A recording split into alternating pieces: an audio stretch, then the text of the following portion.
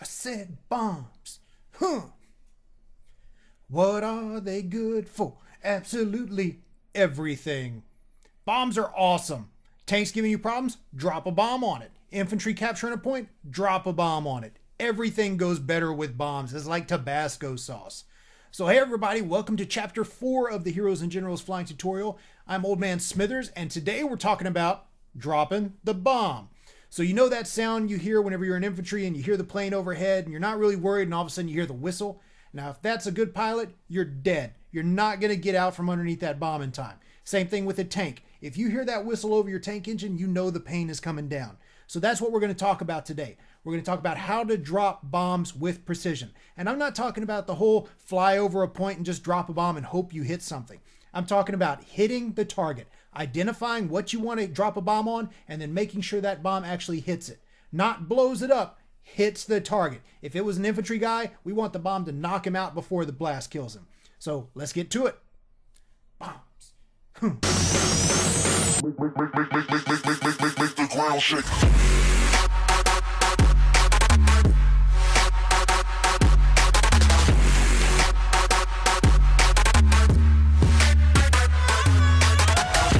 Let's start things off on the right foot. Infantry has actually spotted its target. Good infantry. Let's go see what it is. All right, and pause. So the first arrow that you're looking at here is an APC. That's what the infantry spotted for us. The second arrow is the 109 nose. That's the plane that I'm in. We want the target to get inside the nose just to cover the target. So let's go ahead and do that, and I'll show you where we release. Now, that's where we released. So we pan back around, and look, virtually a direct hit on that APC. APC is obviously no longer there, nor is the pilot. So all good, right? We want it to be a direct hit. We don't want just the bomb to hit. We want the direct hit. Okay, so let's keep on going here. Now I'm looking behind us and look at that Jeep. You saw the Jeep that just pulled in there? Right there. This is what I'm talking about, where you want to have the next target lined up. You always have to be looking. Now stop. Now you see that parachute out in the distance? I've got a Jeep right there. I've got the parachute in the distance. I need to line myself up for multiple targets because you only get so much time. So let's go ahead and take a look at that Jeep. I'm going to cannon him, not going to waste a bomb on him. So yeah, I can see that parachute he dropped, but look over there as well. I see something by that building. It looks like another APC right there. You always have to be looking. That's where the camera comes into play so much. So let's cannon this Jeep and then go take a look. Maybe we can get the driver. Nah, no driver. That's okay. So I'm coming in and then, oh my God, look, there's that parachute guy right there. Now I was going to drop the bomb on the APC. Now I'm going to drop the bomb right in front of the APC just to get it. I'm going to drop it right whenever the nose passes. Now. So we just dropped the bomb. Boom. Look, we got the infantry and we just got the APC too. And that's what I'm talking about. Right when the nose passes the target, that's whenever you need to go. So let's take a look at this at full speed and show you just how fast paced this goes.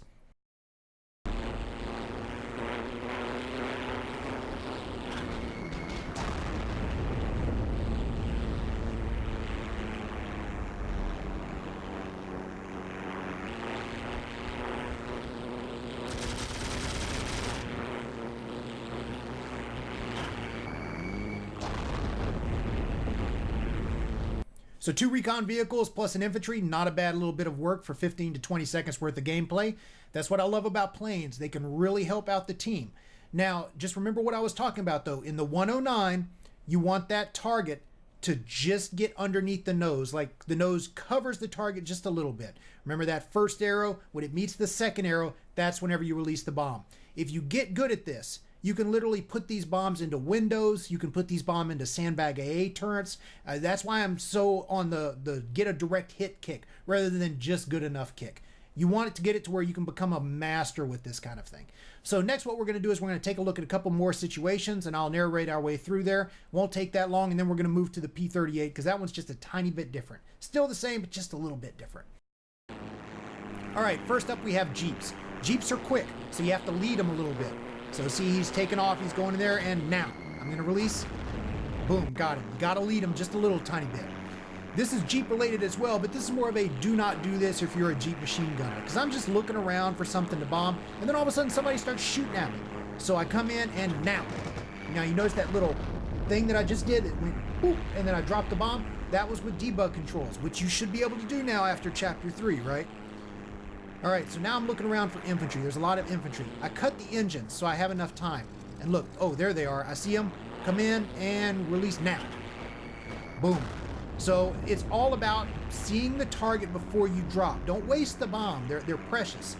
You'll notice I'm using free look cam a lot as well. Free look cam is awesome for bombing. It sort of lets you look around, get you a wider frame of view. Some guy's shooting at me, I don't know why.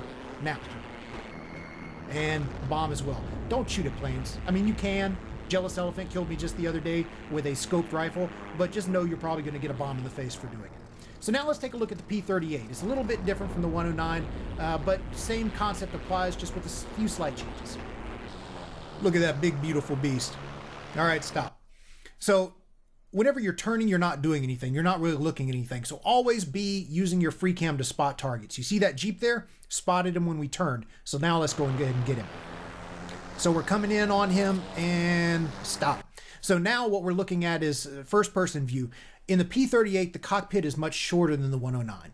So in the 109, remember how I said the cockpit needs to cover the target before you release? In the P38, you're going to bomb too late if you do that. So I always tell people to get the target right in between those two cannons. See that little nub of the machine gun that's poking out there? Whenever the target touches that, that's usually whenever I tell beginners, that's when you need to release. So let's get him. He's getting out of his Jeep and running and drop. So, nope, he didn't get out fast enough. So we got him there. Now this next one I'm leaving in just to show you that it happens to everybody. Don't beat yourself up about it. You see that friendly infantry running? There's that Jeep. I'm trying to get the Jeep and congratulations, I just killed a friendly. Now, of course, I apologized to him right away. He was cool about it. Most infantry understand that it's going to happen. Just don't go bombing your infantry over and over again, and most of them will forgive you. In this case, like I said, I just left it in there just because it does happen. It usually happens to me once every 5 or 6 matches. It's unavoidable. It's going to happen. Just make sure you apologize to the poor infantry that you just bombed. The friendly infantry. Enemy can go screw themselves.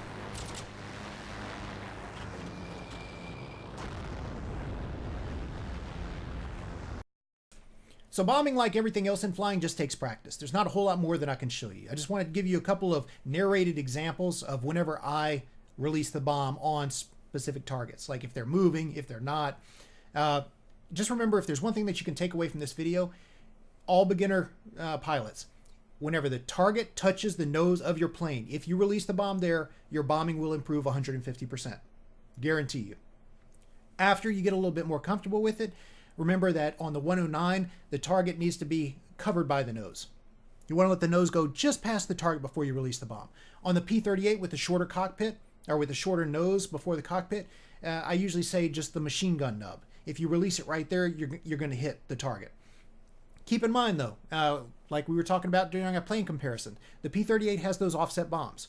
So if you're trying to do precision, and the only time you really need to do precision is like for sandbagged AA guns or something along those lines, know which side. So I usually just check real quick. Left bomb, okay. So I offset it a little bit to the right, and then I wait until it would hit the nub, and then I release. So that way the bomb hits directly where I want it to. It's tougher to do precision bombing with the P38 than the 109. Also remember that bombs have inertia. So in other words, if you're flying like this and you release the bomb, of course the bomb goes down because it has the same speed as the plane, right? But also if you like turn a little bit, it'll also lob out to the side. So it just depends on what direction you're going. One of my favorite tricks to do is on the airfield. Tanks and infantry will be hiding in the hangars because they think they're safe from me, right? But right before I get to this, like here's the hangar and here's me. You like my little models? These are pro models. Here's me. Whenever I'm coming there, I'll pull up just a little bit right before I release the bomb. And I pull up hard, so it's actually like this. And then right whenever I pull up, I get myself a little momentum and then I'll release the bomb. So the bomb actually, it releases up at here and it actually goes into the hangar before it blows. So it doesn't blow like right in the front. It doesn't hit the roof. It lobs inside the hangar. So all these guys think they're safe and then all of a sudden they just have to watch this bomb come towards their face. It's beautiful. Pisses people off and you get mad kills from it. And you get to take care of those tanks that is just destroying your team and they think they're safe. They're not safe. They're not safe. So use the inertia on the bombs. That's another thing. Speaking of tanks, tanks almost always take 2 bombs to kill. So as soon as you drop a bomb on a tank, you need to be looping back around to take that second pass. The only difference is light tanks. If you hit a direct hit on light tank, like literally the bomb has to hit the tank itself, it will catch the tank on fire. Now, it's rare to get a light tank All right, it's rare to get any tanks really in matchmaking these days, except for war battles, and there's not a whole lot of air ATs. But if you're lucky enough to get tanks, just remember 2 bombs for a tank, 1 bomb for that light tank. Probably want to put 2 bombs on the light tank just to be sure. Another thing, remember the APC that I was after with the infantry in front? Remember I said I was going to put the bomb in front of the APC instead of on top of it? There's a reason for this. Whenever you direct hit something, it's a buggy part of the game, but when you direct hit something, there will be no explosion. You won't even hear the boom. You'll think you missed, like you might as well not even drop the bomb, but if you turn around, it does damage the vehicle. But because there's no explosion, there's no blast radius. Infantry, if they're around that, like if you're after an APC and you direct bomb an APC, the infantry will survive. So anytime that happens and I see multiple infantry, or just 1 infantry in the case of today, in front of a specific target of mine, I'll usually try and put it on the ground between the infantry and the APC, or the tank, or whatever.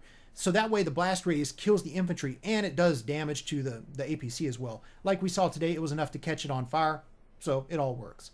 So that's it for bombing. Next video, we're going to do dogfighting HE. Fun stuff. But I hope you learned something on bombing. If you have any questions, feel free to hit them in the comments. Don't forget to subscribe. That really helps me out as far as the YouTube channel goes. And I will see you in the next chapter. Oh, you like video games? I like video games too. In fact, I like making videos of video games. So if you like what you saw here and you want to see more of it, go ahead and hit subscribe to the YouTube channel. You can also catch me on Facebook, Twitter, or oldmansmithersgaming.com, all of which will let you know whenever I'm online and streaming. Also, make sure you check out some of the videos that we have here. We have other tutorials, we have some Let's Plays. It's just all about having fun. So appreciate y'all joining me. Hope to see you around.